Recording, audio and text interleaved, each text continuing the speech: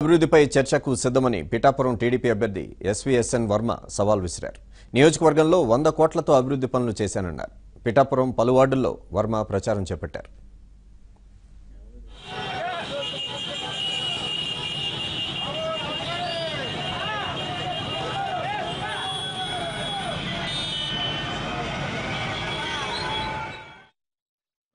గారు ఇచ్చే పథకాలు అన్నదాత సుఖీభావం కానీ పసుపు కుంకుమ కానీ యువనేస్తానికి పెంచడం కానీ రాబోయే రోజులు 60 సంవత్సరాల పెన్షన్ కానీ ఇవన్నీ ప్రజల్లోకి దూసుకుపోతున్నాయి రాంబాణంలాగా. మరి మేమంతా కష్టపడి పనిచేసాం, నియోజకవర్గాన్ని అభివృద్ధి చేసాం, అభివృద్ధికే ఓటని చెప్పి ప్రజలు తెలియజేస్తున్నారు. దాంతోపాటు పొన్నూరు వాళ్ళకి అవకాశం లేదు, పొన్నూరు వాళ్ళు ఎక్కడి నుంచి వస్తారు, స్థానికుడు మాకు కావాలని చెప్పి ప్రజలందరూ కోరుకుంటున్నారు. చాలా బ్రహ్మాండంగా ఉంది. ఎక్కడికక్కడ చూస్తుంటే అసలు ఆ భోజనం చేయాలన్నా కూడా ఇబ్బందిగా ఉంది, అంత ఆనందంగా ఉంది. వాళ్ళ యొక్క సంతోషం అన్నీ కూడా మాకు ఆకలి తీరిపోతున్నాయి. తెలుగుదేశం పార్టీ 150+ వస్తాయి సీట్లు. దీనికి కారణాలు ఏంటంటే 5 సంవత్సరాలు ఇప్పుడు పోటీ చేసి అభ్యర్థులు ఇద్దరు కనపడలేదు.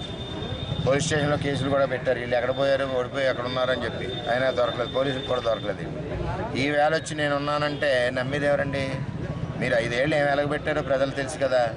ఏమన్నా చేశారు? నేను సవాల్ విసురుతున్నా, టైం ఫిక్స్ చేసుకోండి, ఊరు సెలెక్ట్ చేసుకోండి, మా నియోజకవర్గంలో నచ్చిన ఊరు సెలెక్ట్ చేసుకోండి, నచ్చిన వార్డు సెలెక్ట్ చేసుకోండి, అటు ఒక ఊరు ఇటు ఒక వార్డు సెలెక్ట్ చేసుకోండి, చర్చికి రండి.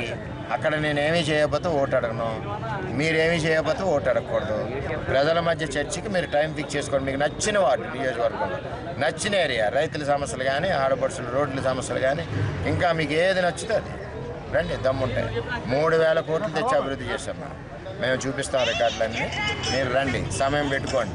మీరు ఇక్కడ మేము చేసామని మీరు రికార్డు చూపించండి. ఏమీ ఉండదు. మీరు పాపం పొన్నూరు వాళ్ళు మీ ఊళ్ళో మీరు ఉంటారు, మీ పనులు మీరు చేసుకుంటారు. ఎలక్షన్ వచ్చాడు అమాయకులు మేము కాబట్టి పలకి మోయడానికి మమ్మల్ని వాడుతుంటారు మా పిఠాపురాన్ని. ఈసారి అటువంటి పప్పులేం ఉడకు. స్థానికుడు స్థానికుడే, దత్తుడి దత్తుడే.